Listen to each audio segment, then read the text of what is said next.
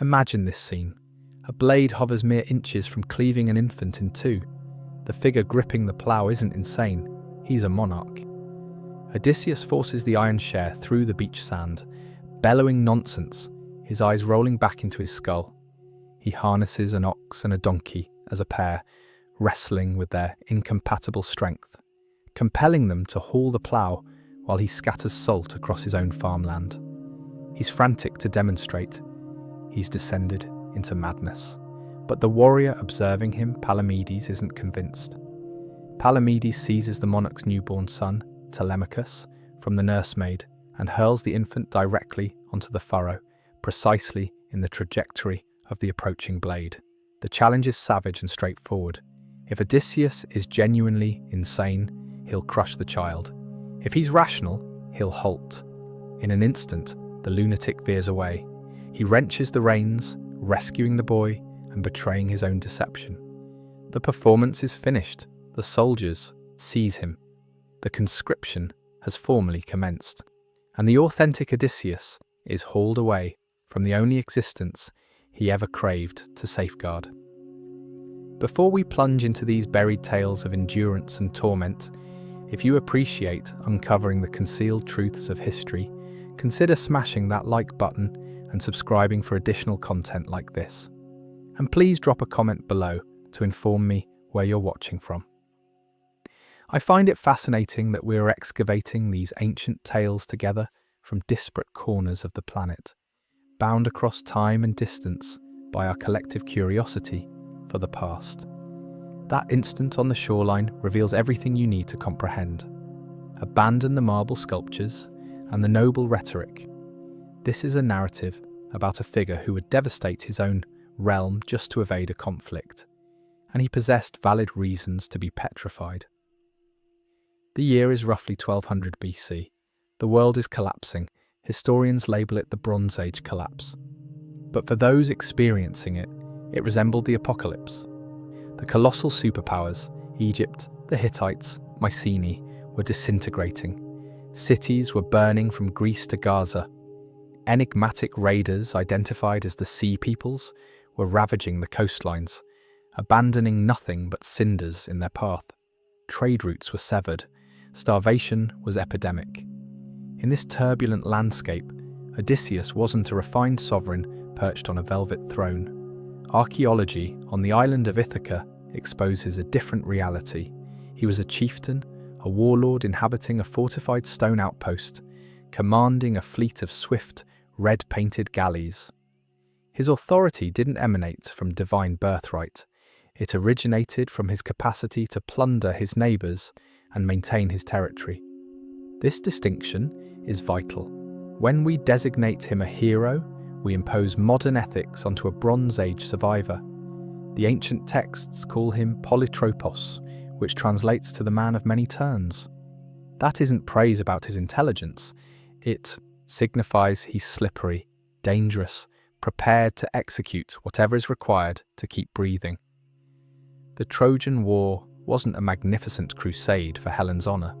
It was a colossal predatory raid, a coalition of desperate Mycenaean warlords uniting to sack a wealthy adversary before their own societies crumbled at home.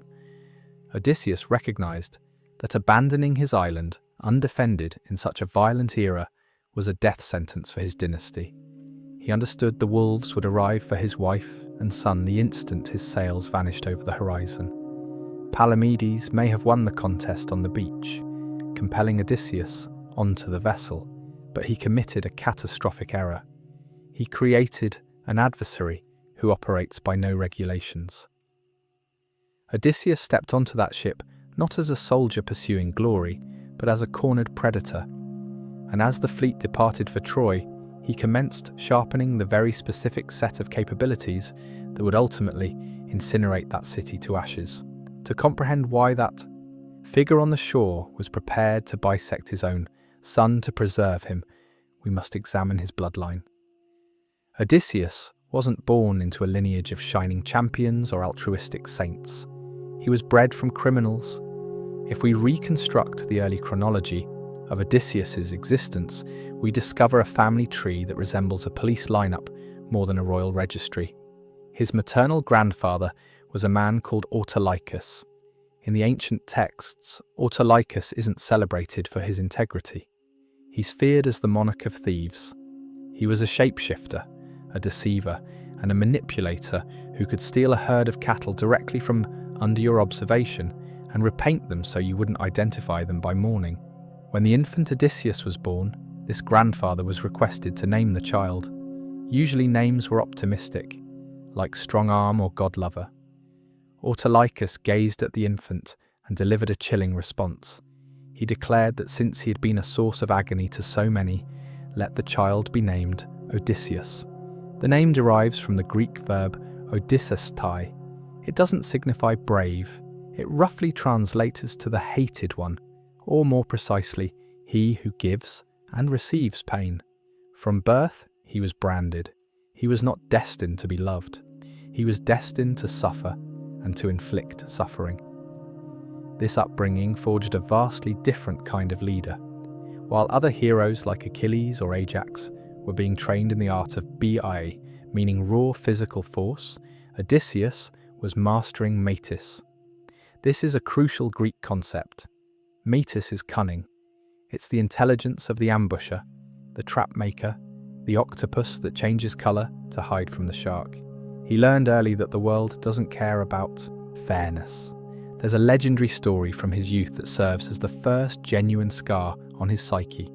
While visiting his grandfather, the teenage Odysseus went on a boar hunt on Mount Parnassus. A wild boar isn't a pig. It's 300 pounds of muscle and razor-sharp tusks. During the hunt, the beast charged. It gored Odysseus deep in the thigh, ripping through muscle and sinew. He killed the animal, but the wound nearly ended him. That scar on his leg never fully healed. It became his defining physical characteristic, a permanent reminder etched into his flesh that nature is violent, unpredictable, and faster than you. You cannot box with a wild boar. You cannot reason with it. You have to outsmart it, or you have to kill it before it sees you. So when we fast forward back to the Trojan War, we can perceive why Odysseus was such an anomaly among the Greeks. He was surrounded by warriors who treated warfare like a sport. They wanted to drive their chariots into the open field and duel for glory. Odysseus examined the walls of Troy and saw a mathematical problem. He didn't care about glory. He cared about efficiency. He recognized that a fair fight is a foolish fight. This philosophy terrified his enemies, but it also unsettled his allies. The Greeks required his brain, but they despised his methods. He was the man you summoned when you needed a dirty job done in the darkness. And the first person to learn this lesson the brutal way was Palamedes, the clever soldier who had thrown baby Telemachus in front of the plough. Odysseus never forgave him. For years he waited, nursing that grudge, observing Palamedes rise in the ranks. And then he struck. Not with a sword, but with a lie. Odysseus forged a letter from the Trojan king Priam, planted gold in Palamedes' tent, and framed his own comrade for treason. The Greeks, easily manipulated, stoned Palamedes to death. Odysseus observed the execution of the man who had forced him into the war. He didn't lift a finger to save him. He had essentially murdered a fellow officer to settle a personal score. The transformation was complete. The son of pain had arrived at Troy, and he was just beginning. If you examine the timeline of the Trojan War, the fighting didn't last for a few weeks. It dragged on for 10 grinding years. And for 9 of those years, almost nothing occurred. We need to obliterate the Hollywood image of constant adrenaline-fueled duels. The reality of historical Troy was a decade of stalemate. It was a siege, not a sprint. For the Greeks beached on the coast, it meant dysentery, flies, rusted bronze, and boredom. They were stuck between the impenetrable walls of the city and the indifferent sea, watching their supplies rot and their morale evaporate. In this environment, the shiny, muscle-bound heroism of warriors like Achilles began to lose its value. Achilles was a blunt instrument. He was excellent for a terrifying charge across an open plain, but he was worthless at solving the problem of a 50-foot stone wall. Then the unthinkable occurred. Achilles died. The seemingly invincible avatar of violence was brought down by an arrow to the heel. His death marked a massive psychological shift for the Greek army. The era of force was finished. If they were going to take this city, they couldn't just punch their way in. They required a new kind of weapon. This transition triggered a vicious internal conflict known as the contest for the arms. The question was simple: who deserves the magical armor of Achilles? The two candidates represented the two souls of Greece. On one side, you had Ajax the Greater. He was a human siege tower, the strongest man remaining alive, the cousin of Achilles. He represented the old way: honor, muscle, and standing your ground. On the other side stood Odysseus, the short-scarred tactician from a rocky backwater. In a traditional warrior culture, Ajax should have won by a landslide. He had carried Achilles' body off the battlefield, while Odysseus held back the Trojans. But the Greeks didn't hold a wrestling match to decide the winner. They held a debate. This was the moment Odysseus proved that the tongue is sharper than the spear. He didn't talk about lifting heavy stones. He talked about strategy. He argued that while Ajax saved the body, he, Odysseus, was the one who secured the future of the war. He spun words into a web, painting Ajax as a mindless brute, and himself as the necessary architect of victory. The judges, fellow soldiers and generals were swayed. They voted for the liar over the fighter. The aftermath was tragic and disgusting. Ajax, humiliated by the loss of honor, suffered a mental breakdown. In a fit of madness, some say sent by Athena, but perhaps just the breaking point of a decade of trauma, he slaughtered a herd of livestock, thinking they were the Greek generals who had betrayed him. When he woke up and saw what he had done, bathed in the blood of sheep, not kings, he fell on his own sword. Odysseus had effectively killed the greatest remaining warrior of his own army without ever drawing a weapon. With Ajax dead and Achilles buried, Odysseus became the de facto leader of the Greek spirit. The war was no longer about honor. It was about winning at any cost. The inhibitions were gone. He began to deploy tactics that would be considered war crimes by modern standards. He captured a Trojan seer named Helenus and tortured him for information. He authorized night raids to slit the throats of sleeping allies of Troy. He was stripping away the rules of engagement, layer by layer. The stalemate had to break. And since the walls of Troy wouldn't crack under force, Odysseus decided it was time to open them from the inside. He began sketching plans for a device, not a weapon of mass destruction, but a weapon of mass deception. A wooden statue that would exploit the Trojans' religious piety against them. The stage was set for the most famous special operations mission in history. The Trojan horse is perhaps the most famous military maneuver in history, but in the popular imagination, it's often treated like a harmless magic trick, a jack-in-the-box that popped open and won the war. The reality, as described in the darker corners of the epic cycle, was a masterpiece of psychological warfare and religious manipulation. Odysseus didn't just build a statue, he built a trap designed to exploit the Trojans' deepest fears. By inscribing it as an offering to Athena, he turned the Trojans' piety into their poison. If they destroyed it, they risked angering the goddess. If they brought it inside, they had to dismantle their own gates, the physical manifestation of their defense. The Trojans, exhausted by 10 years of siege and desperate for a sign of victory, took the bait. They dragged the belly of the beast into the heart of their city. They celebrated the end of the war with wine and dancing, unaware that they were parting on their own graves. When night fell, the heroism ended and the butchery began. Odysseus and his select team of commandos didn't storm out to fight soldiers. They slipped out to open the gates for the rest of the Greek army that had silently returned under the cover of darkness. What followed was not a battle. It was a liquidation. The sack of Troy is the moment where the Greeks lost their souls. In the frenzy of victory, all discipline evaporated. The streets ran slippery with blood. Men were slaughtered in their beds. Women were dragged by their hair into slavery. But the true horror lay in the specific acts of sacrilege that would haunt the Greeks for the next decade. Neoptolemus, the teenage son of Achilles, found the elderly king Priam seeking sanctuary at the altar of Zeus. He didn't respect the holy ground. He butchered the old man right on the altar, spraying the statue of the god with royal blood.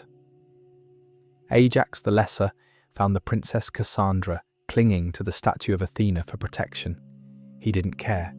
He dragged her away and raped her inside the temple, toppling the goddess's image in the process. And then there was Odysseus. While he may not have been the one raping priestesses, he was the architect of the night's cruelest necessity. The Greeks debated what to do with Astyanax, the infant son of the fallen Trojan hero Hector. If the boy lived, he would grow up to avenge his father and rebuild Troy. The logical, cold-blooded decision was made. The baby was torn from his mother's arms and thrown from the high walls of the city. His skull was crushed on the rocks below. Some sources say it was Neoptolemus who threw him. Others point to Odysseus. But it doesn't matter who physically dropped the child. It was Odysseus's logic that justified it. It was Odysseus's plan that enabled it. As dawn broke over the smoking ruins of historical Troy, the Greeks stood victorious. They had won. They had gold, slaves, and glory. But they had also committed the ultimate hubris. They had violated every sacred law of gods and men. They had turned temples into slaughterhouses and murdered children. They thought the war was over. They were wrong. The gods, specifically Athena and Poseidon, who had previously supported them, looked down at the smoking ruins and the desecrated altars with cold fury. The Greeks prepared to sail home, expecting parades and feasts. Instead, the gods prepared a storm. The winds that rose up weren't just weather. They were divine retribution. The fleet would be scattered. Ships would be smashed against the rocks. The short journey across the Aegean would turn into a 10-year nightmare. For Odysseus, the sin of victory was the beginning of his true punishment. He had used his mind to destroy a civilization. Now the universe was going to break his mind in return. The man who refused to play by the rules was about to be cast into a world where the rules of physics, geography, and time no longer applied. The journey home begins, but the map has changed. We are leaving the realm of history and entering a landscape of psychological horror. The first stop for the fleet isn't a battlefield, but a drug den. They land on the coastline of the Lotus Eaters. In the myth, the scouts eat a mysterious flower and lose all desire to return home. They just want to stay and dream. If we view this through the lens of a Bronze Age collapse survivor, the metaphor is screaming at us. These warriors have just spent 10 years butchering people. They're traumatized. The lotus is likely an allegory for the opium poppy, which was widely cultivated in the ancient Mediterranean. Odysseus finds his troops stoned, checked out, and happy for the first time in a decade. A compassionate leader might have let them rest. But Odysseus is not compassionate. He is driven. He drags them back to the ships weeping and ties them to the rowing benches. He forces them to sober up and face the misery of reality. He denies them the oblivion they crave. But the real test of his character waits on the next island, the land of the Cyclopes. Polyphemus is not just a monster in a rubber suit. He represents the antithesis of Greek civilization. He has no laws, no assemblies, no ships, and no agriculture. He is raw, unbridled nature. When Odysseus enters the Cyclops' cave, he is essentially walking into the maw of the primitive world he thinks he has conquered. We know the story. The giant traps them. He smashes the heads of 2 sailors against the rocks like puppies and eats them raw. It is a scene of primal terror. Force is useless here. You cannot fight a giant. This is where Odysseus' matey shines. He offers the monster wine, a product of sophisticated civilization and agriculture, to dull his senses. Then comes the masterstroke. When the drunk giant asks his name, Odysseus replies, "Autis nobody." It is a pun of genius. When he blinds the giant with a burning olive stake and Polyphemus screams for help, the other Cyclopes ask, "Who is hurting you?" Polyphemus screams back, "Nobody's hurting me." So his neighbours go back to bed. Odysseus has weaponized language itself. But then he ruins it. They escape. They're on the ship. They're safe. The smart thing to do is to shut up and sail away. But Odysseus cannot do it. His ego is too big. He has defeated a monster and he needs the credit. He needs the glory. He stands on the deck and screams back at the blinded giant. "If anyone asks who blinded you, tell them it was Odysseus, sacker of cities, son of Laertes, from Ithaca." It is the stupidest thing he has ever done. He gives the monster his address. Polyphemus realizes his enemy is a mortal man, not a spirit. He prays to his father Poseidon, the god of the sea. He gives Poseidon the target's exact name. The curse is laid. A massive boulder thrown by the blind giant splashes just behind the ship, a warning shot from the gods. Odysseus survived the cave because he was nobody. He doomed his entire crew because he insisted on being somebody. This moment confirms that the greatest danger to the fleet isn't the monsters on the islands. It's the arrogance of the captain on the deck. If the Cyclops was a test of wits, the island of Aia is a test of will. Here lives Circe, a minor goddess with a terrifying power. She invites sailors in, feeds them a drugged mixture of cheese, barley and honey, and then, with a tap of her wand, strips them of their humanity. She turns them into pigs. It is easy to read this as a fairy tale, but strip away the magic, and you see a harsh commentary on soldiering. These warriors, starved and traumatized, are offered free food and comfort. They gorge themselves.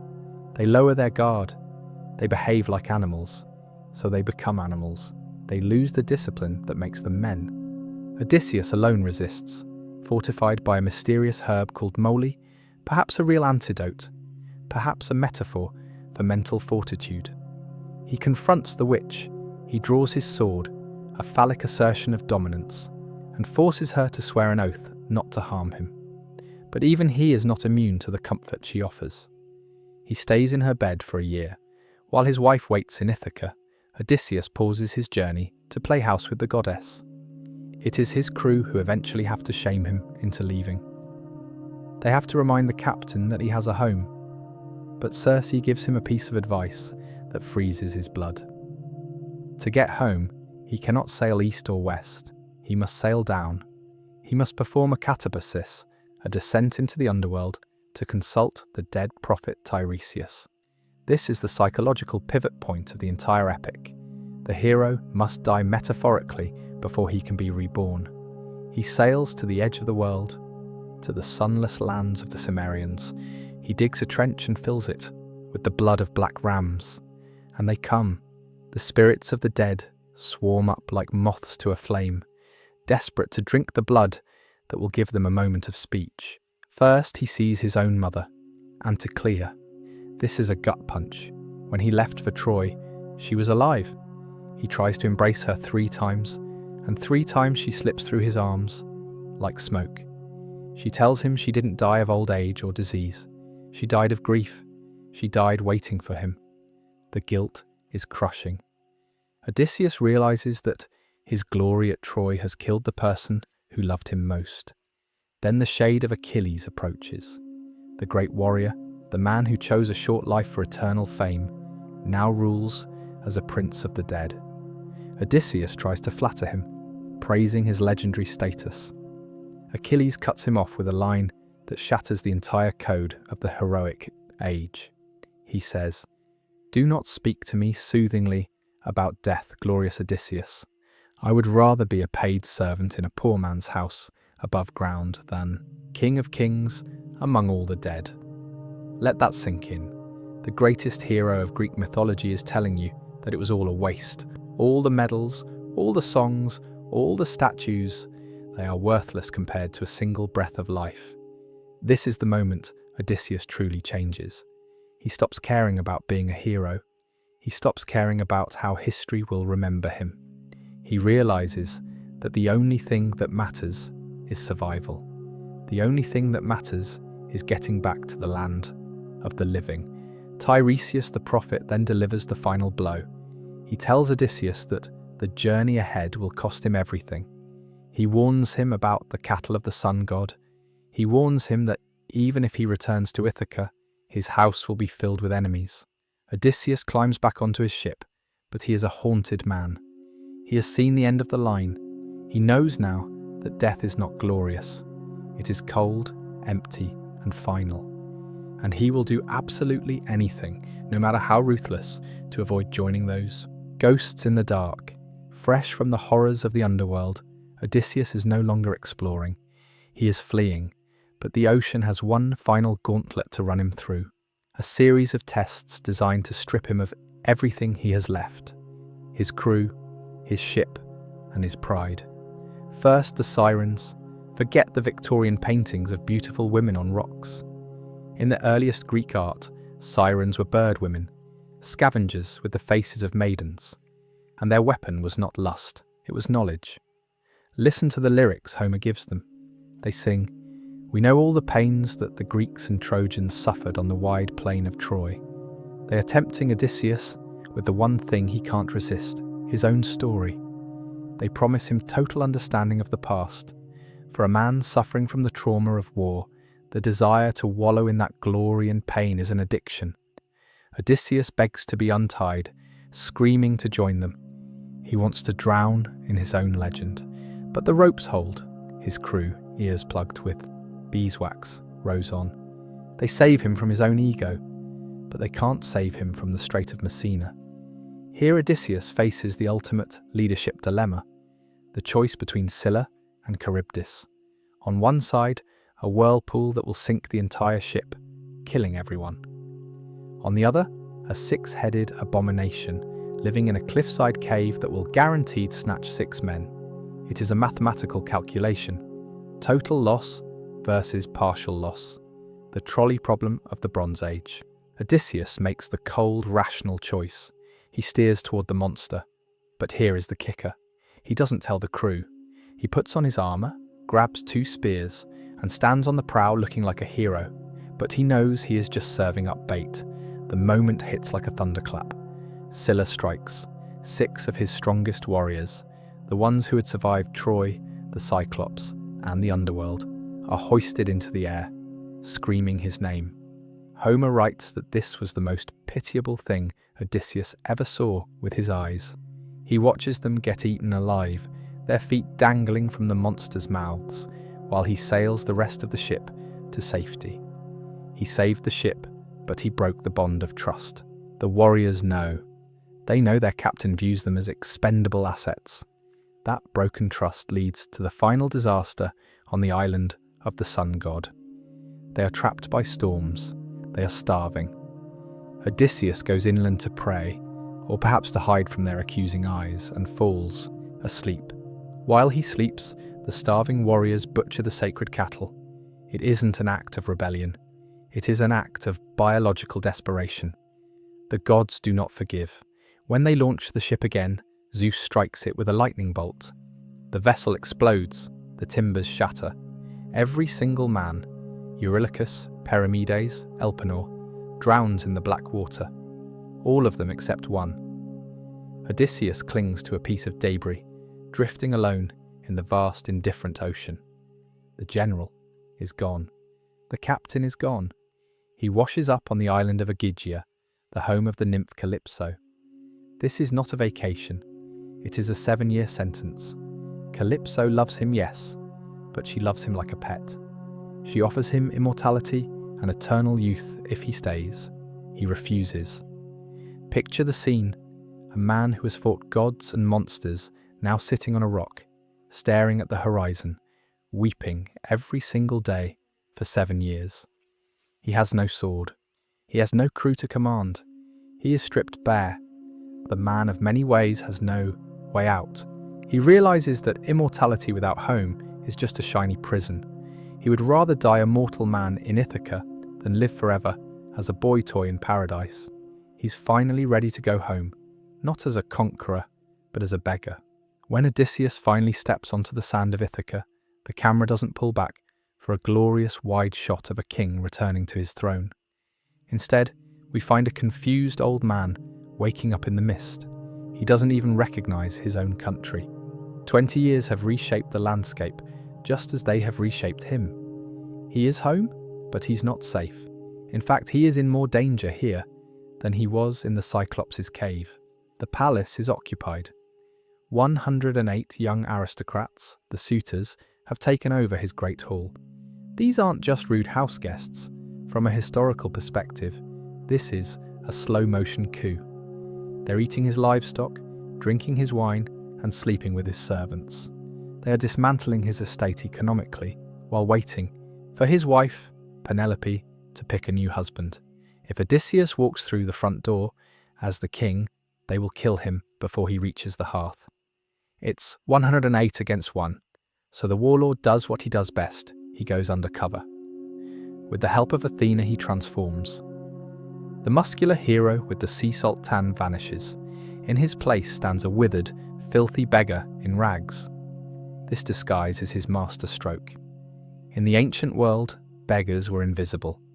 They were part of the scenery. By becoming nobody again, he gains the ultimate clearance to spy on his enemies. He doesn't go to the palace first, he goes to the pigsty. He seeks out Eumaeus, his swineherd. This is a deliberate narrative choice. The aristocrats have betrayed him, but the slave has remained loyal. It is in this smell of manure and straw that the most crucial reunion takes place. Telemachus walks in. The infant who was saved from the plough is now a 20-year-old man. He's angry, cynical, and dangerously impatient. He has grown up in a house filled with men who want to murder him. The moment Odysseus reveals himself to his son is not filled with hugging and rainbow-coloured tears. It is shock. Telemachus thinks he's looking at a god or a demon. He cannot believe this ragged stranger is the legendary father he has heard stories about. When the reality sinks in, the dynamic shifts instantly.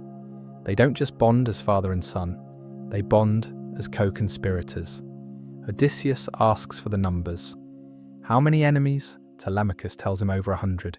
Any sane man would flee. Odysseus just nods. He isn't planning a battle, he's planning an extermination. He heads to the palace, still in rags, and here the tragedy of the lost years hits him with the force of a physical blow. Lying on a pile of dung outside the gates is Argos, his hunting dog. Argos was a puppy when the fleet sailed. Now he is old, flea-ridden, and dying, but he knows. He smells the scent of his master through the grime and the years. The dog thumps his tail weakly. He tries to lift his head.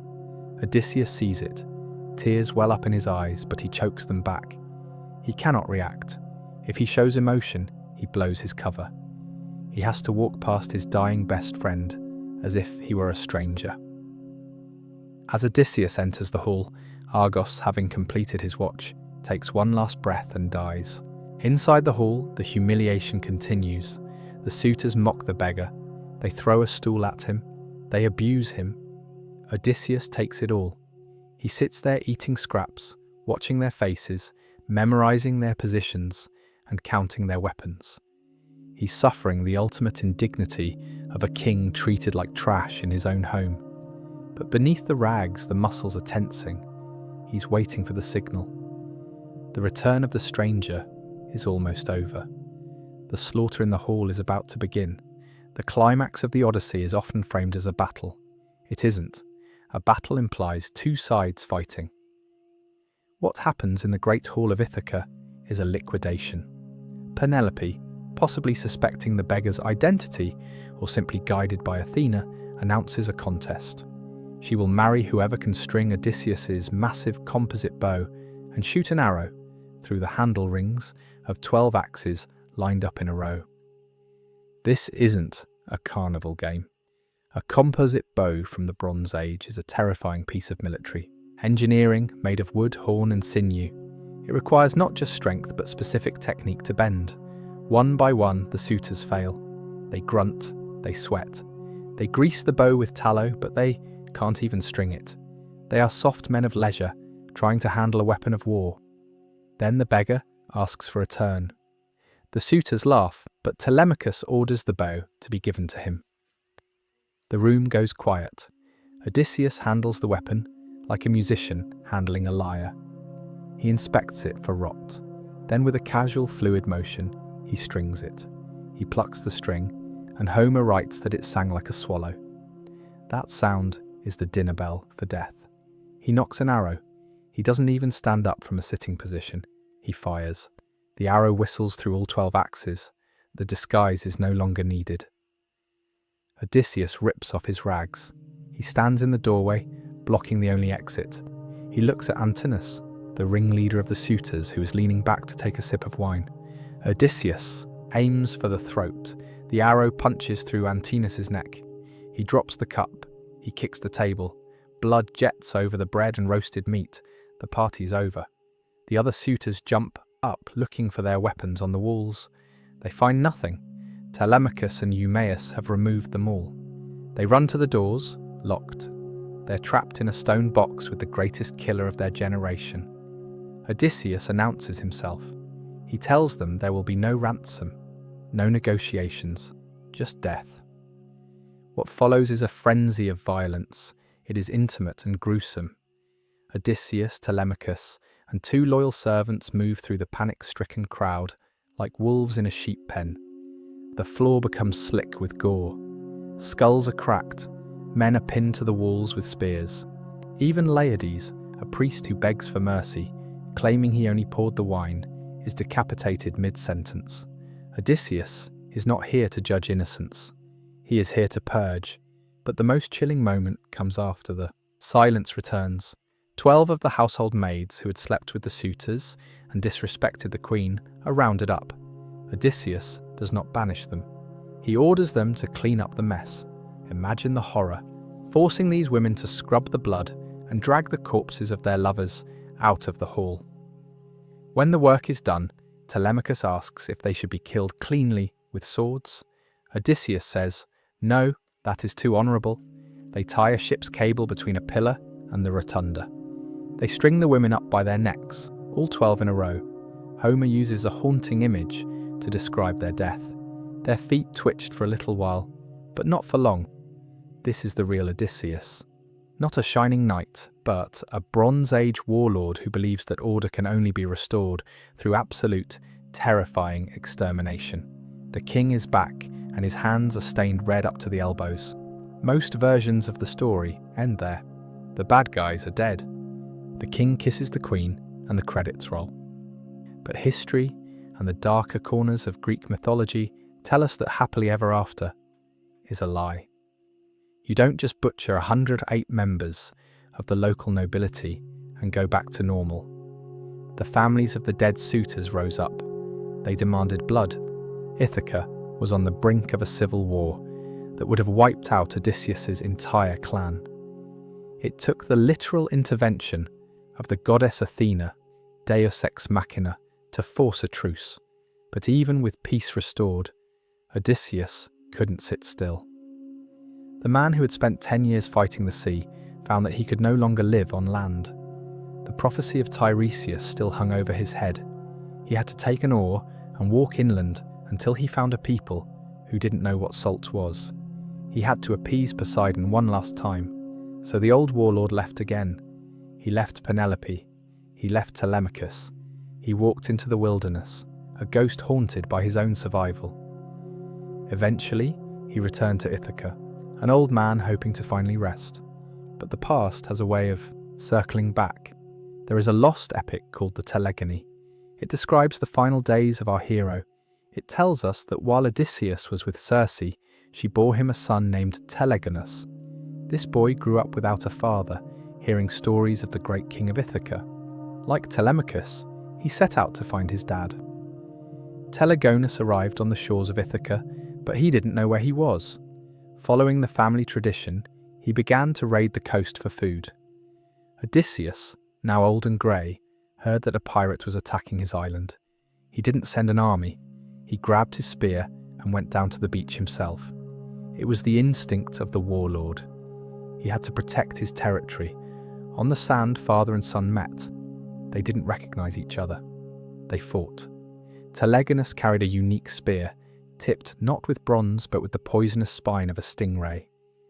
In the skirmish, the boy thrust the spear into the old man's side. The venom of the sea entered Odysseus's blood. He fell. As he lay dying, on the beach, perhaps the very same beach where he had once ploughed salt to save his first son, the truth came out. The return of the stranger had happened again, but this time the stranger was his own flesh and blood. Odysseus died in the arms of the son he never knew, killed by a weapon from the sea, just as the prophecy foretold. The death of Odysseus wasn't a tragedy, it was a consequence. He was a man who lived by the sword, by the raid, and by the lie. He survived the end of the world. He outsmarted gods, monsters, and men. But in the end, he couldn't outrun his own biology. So who was the real Odysseus? He wasn't a saint. He was a war criminal, a pirate, a terrible father, and a ruthless politician. But he is also the most human character in all of mythology. He represents the terrifying resilience of the human spirit. He shows us that survival is messy, that getting home requires us to leave pieces of ourselves behind, and that sometimes the monsters we fight in the dark are just reflections of the men we have become. We look at him and we see ourselves, struggling against the storms of life, just trying to get back to where we belong, hoping that when we finally get there, we still recognize the person in the mirror. If you've stuck with me through this 10-year journey, thank you. If this deep dive into the brutal reality of the Bronze Age changed how you see the Odyssey, please subscribe and turn on notifications. I have a lot more forgotten history to uncover with you, and let me know in the comments, do you think Odysseus was a hero or a villain who just happened to win?